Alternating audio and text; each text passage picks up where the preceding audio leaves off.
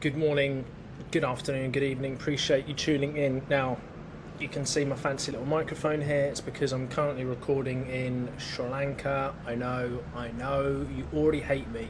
But within 5 minutes, I want to tell you how to get better sleep. Now, we can Google this, but I want to tell you exactly what I do. I have 5 or 6 small little habits that I do, and the reason why I wanted to create this video is because sleep is paramount to everything.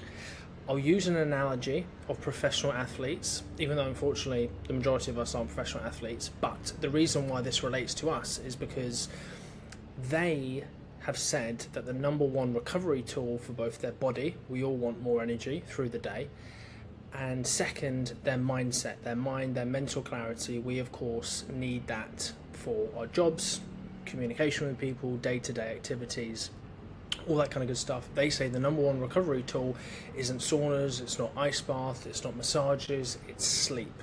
We all know how good we feel after a good night's sleep. It just filters into all other areas of our day. So let's crack on. First of all, circadian rhythm. So what that means is trying to go to bed at the same time and waking, excuse me, I'm trying to film a video here, and trying to wake up at the same time as well. Second, no food 3 hours before bed. Now, this is actually a crucial one, and I always used to get laughed at when I wanted to have dinner really early. But it makes such a big impact on your sleep. So for example, I use one of these trackers. I used a Whoop and now I use an Aura ring.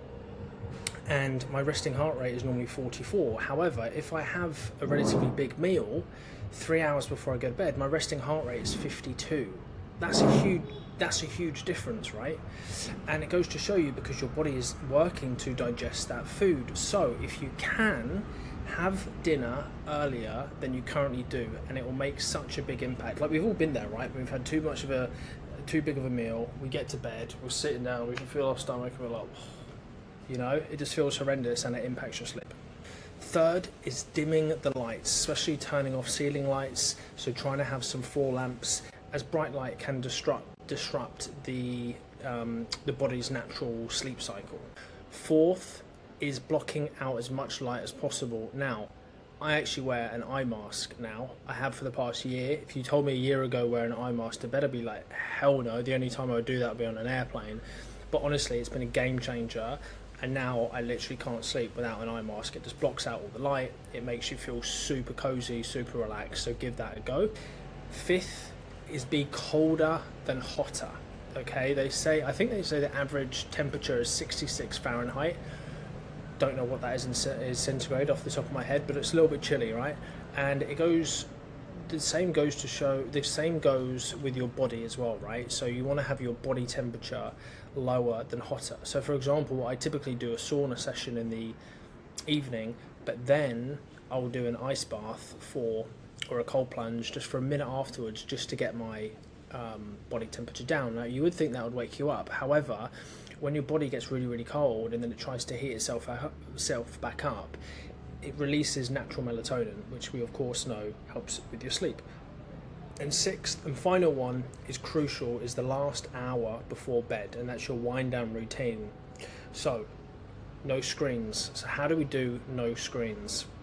So for example, what do? I read for 20 minutes, and then I'll do meditate or breath work for 10 minutes. Already that's half an hour. I'll take a shower, I'll brush my teeth, I'll do whatever else, moisturize or whatever like that. So it's 15 minutes. Some people can take a lot longer.